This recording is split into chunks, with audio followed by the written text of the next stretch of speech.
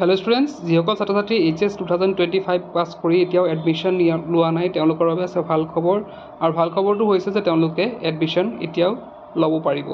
ইয়াতে সেই বিষয়ক এখন নোটিছ জাৰি কৰা হৈছে in continuation of the earlier notification issued নাম্বাৰটো দিয়া হৈ আছে ধৰি লোৱা regarding admission and larger interest of the student community the undersigned is directed to notify that the new registration option for non-CUET will be available during the final spot admission round from 28 to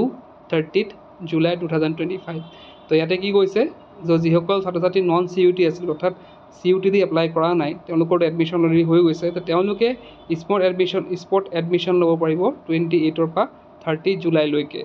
তাৰপিছত লিখিছে any interested applicant who has not yet registered in Assam State Higher Education Portal 2025-26 may register a fresh apply to the University College of their choice. যদিহে তেওঁলোকে এতিয়ালৈকে register কৰা নাই তেওঁলোকে register কৰিব পাৰে নতুনকৈ ৰেজিষ্টাৰ কৰিব পাৰে আৰু application who had registered earlier need not register again can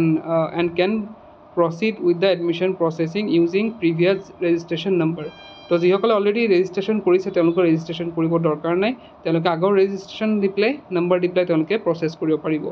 the admission shall be granted based on availability of seats as reflected in the admission portal. তো সেইটো মানে কোনখন কলেজত কিমান ছিট আছে সেইটোৰ ওপৰত ডিপেণ্ড কৰিব সেইখন কলেজত এডমিশ্যন ল'ব পাৰে নোৱাৰে মানে তেওঁলোকে চিলেক্ট কৰা কলেজত এডমিশ্যন হ'ব নহয় সেইটো তাৰ ওপৰত ডিপেণ্ড কৰিব কলেজত থকা ছিটৰ ওপৰত আৰু সেইটো এডমিশ্যন পৰ্টেলত তেওঁলোকে পাই যাব। and respective institutions policy for spot admissions তো হেতু তেওঁলোকৰ কিছুমান পলিচিও থাকে এডমিশ্যনৰ কাৰণে হেতু ওপৰত বেছ কৰিব। Additionally all seats reserved for the admission through CUET mode against which admission not granted till 25th July 2025 through CUET mode shall be released by 26th July 2025 for the admission through the non-CUET। এতিয়া যিসকল ছাত্ৰ ছাত্ৰীয়ে CUET দি apply কৰিছিল যিবিলাক reserve হৈ আছিল CUET মানে ছাত্ৰ ছাত্ৰীসকলৰ কাৰণে তো সেইবিলাক ৰিলিজ কৰি দিয়া হ'ব আৰু সেইখিনি ৰিলিজ কৰি কি কৰা হ'ব নন CUETৰ কাৰণে সেই ছিটবিলাক খালী কৰা হ'ব খালী কৰি দিয়া হ'ব যাতে তেওঁলোকে এডমিশ্যন ল'ব পাৰে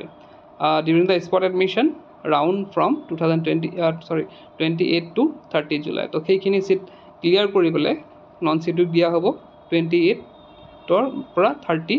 জুলাইলৈকে। তো এইখিনি আছে এটা সৰু এডমিশ্যন তো যিসকলে এতিয়াও ভাবি আছিল যে এডমিশ্যন ল'ব লাগিছিল মই ল'ব পৰা নাই